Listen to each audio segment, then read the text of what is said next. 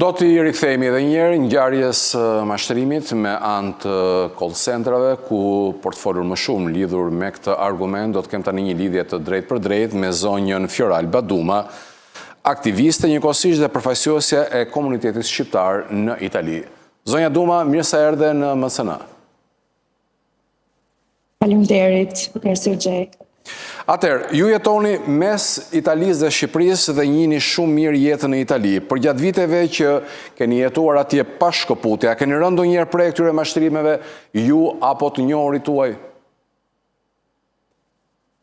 Personalisht jo, sepse jam shumë e kujdesshme për sa i përket sigurisë digitale, teknologjike.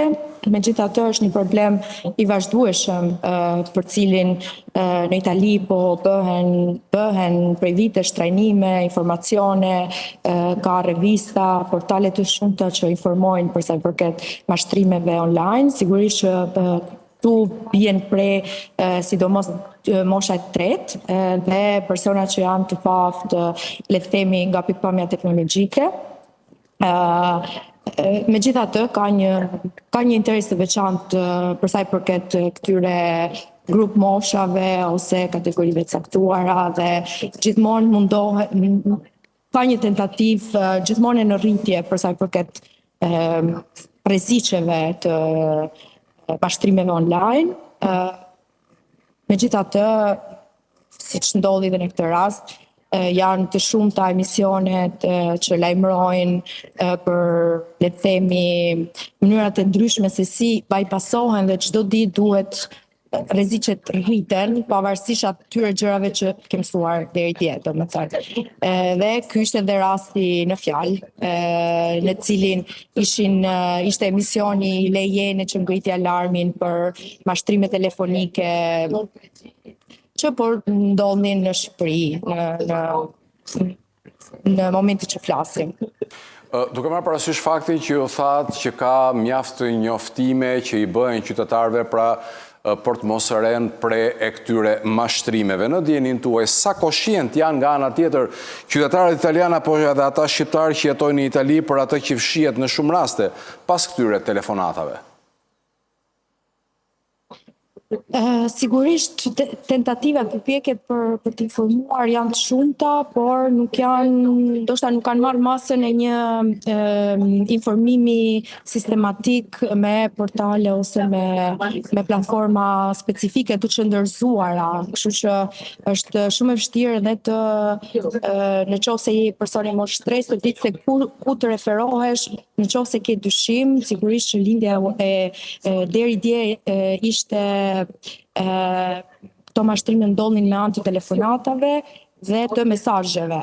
Mirëpo sot edhe me shpërndarjen e WhatsApp-it dhe të mesazheve pa pagesë, pra me anë të grupeve ose gjithçka bëhet më virale dhe ky është rreziku specifik që shpalosi dhe ky rasti në fjalë.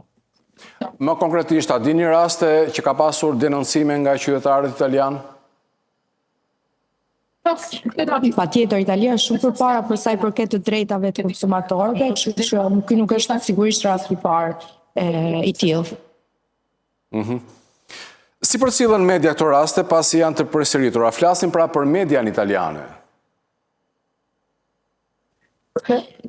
Ka një frikë sepse problemi sot qëndron te delokalizimi. Domethënë, deri dje ishte shumë e lehtë që të gjendeshin burimi i mashtrimit sepse ndodhte brenda Italisë, por sot me rritjen dhe shumëfishimin e strukturave, jo vetëm në rang italian, por duke u shtrirë pra edhe në Shqipëri, por edhe rast edhe në vendet e tjera, tashmë është shumë e vështirë të gjesh burimin dhe sigurisht në këtë rast janë përdorur dhe falsifikime identiteti për sa i përket operatorëve. Italia ka pasur ndërkohë gjatë viteve dhe ndryshime të legjislacionit që mundëson call centerve duke krijuar më transparencë, më informacion të drejt për drejt për sa i përket konsumatorëve, por në këtë rast dhe në rastet e tjera problemi është po anashkalohen dhe ato pak rregulla, domethënë që ka si sistem dhe sigurisht alarmet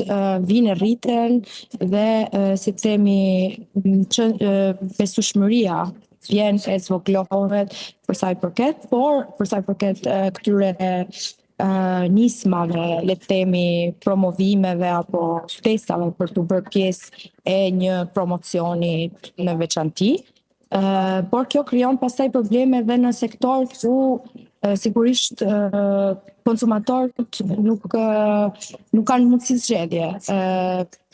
Pra dhe në sistemin e asistencë teknike të shërbimeve të ndryshme. Që krijon një vazhd problemesh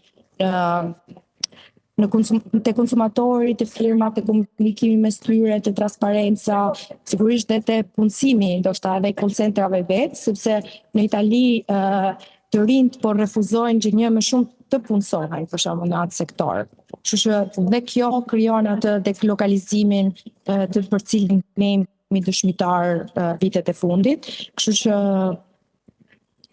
është një sër pasojash negative dhe të cilët shoqëria sigurisht duhet të përballojë në mënyra të ndryshme. Duke qenë se ju thatë që alarmi sa vjen e rritet për mos të rënë pre e skemave të tilla mashtruese. Po vetë politika në Itali, a e ka ngritur këtë shqetësim? Në vitet e fundit ka pasur lëvizje politike, le themi ligjvënëse për aspektin e call centerave, por së fundmi duket sikur ka rënë pak në këtë aspekt, base me lajme të tilla mund të ngrihet sërish një alarm i ri dhe sërish të ligjvënësit apo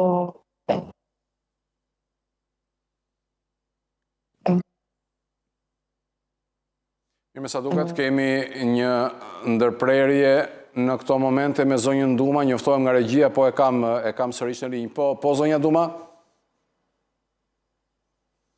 Mirë, presim vetëm pak qaste, do të tentojmë sërish të lidhemi me zonjën Duma për këto detaje pra sa i përket mashtrimjet me call centrat në Itali. Zonja Duma më dëgjon besoj në këto momente. Po, unë kam dëgjuar gjithmonë, po me sa duket problemet e internetit janë normale, besoj. Gjithsesi ishin pra tek politika në Itali. Sa e ka ngritur e këtë shqetësim?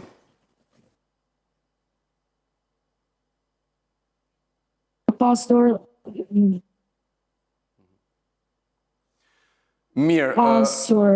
qime specifike. Mirë, me sa duket është e pamundur të komunikoj më tej me zonjën Duma, me zonjën Fioralba, pra Duma, me cilën po trajtonin temën e mashtrimit të call centrave, megjithatë ne do të kemi të tjera lidhje, besoj, për të vijuar dhe për të trajtuar më tej këtë çështje.